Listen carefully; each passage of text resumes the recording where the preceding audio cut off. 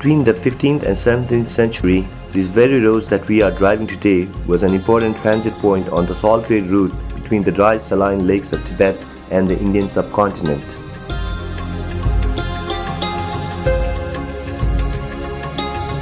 Bands of yaks and mule trains that made this grueling journey through the high mountain trails are being fast replaced by jeep tracks, threatening the medieval way of living that remains intact till this very day.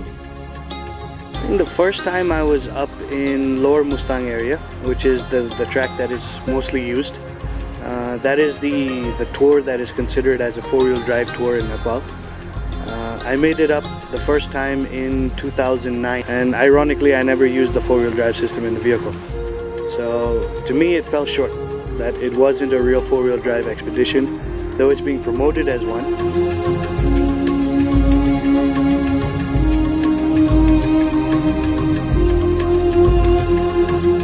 Many times we submerge the Jeep up to the bonnet, up to the windshield.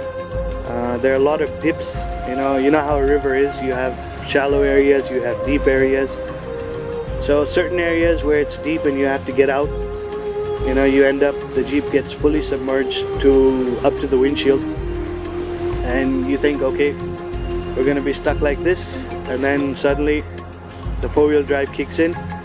We make it out. Each and every crossing, I think there were 72 crossings, one way. From, small little streams to, 3 to 4 feet of water.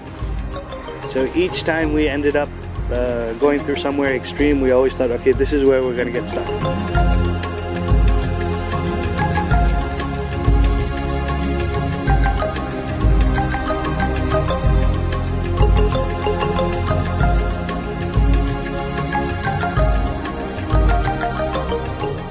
There are times I thought, okay, I'm not going to be able to make this pass.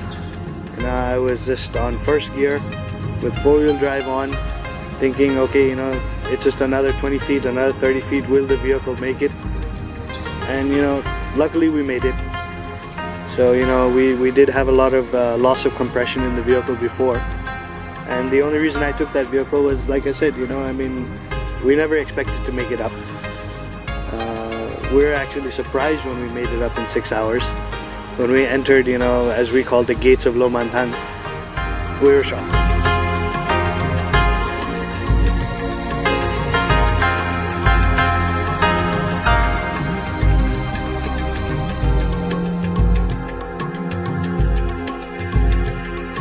Popularly referred to as the Forbidden Kingdom, Lomanthang only opened to foreigners in 1992, and its rich and flourishing history can still be seen today from its magnificent monasteries, palaces, remains of massive rambling forts. While the rest of the world moves forward, Lomanthang stands still, caught in the moment of time.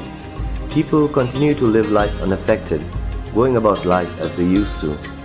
Much of the decision-making concerning traditional matters such as festivals, land tenure, and religion is still governed by the council convened under the traditional Lo Sudun.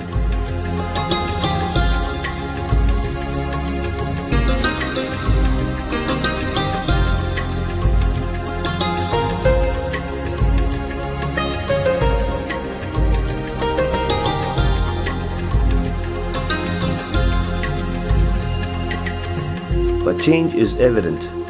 This ancient village is already connected to China by a motorable road, and the road connecting Lomanthang to the rest of Nepal will be soon complete.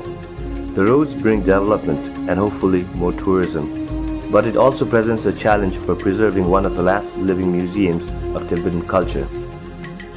You are going to very remote places, untouched places, pristine places. So, for us here at Yeti Travels, we're always looking to do something new and different. Bring more of Nepal, to the world. As a company that's been around for over, 45 years, I think it's our duty, to look for new products to promote Nepal in a different way. We spent a lot on product research and development.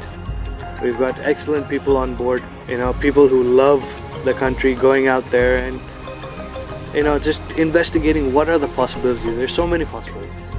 And the trip to Lomanthang, it proved that if you want to do it, it can be done.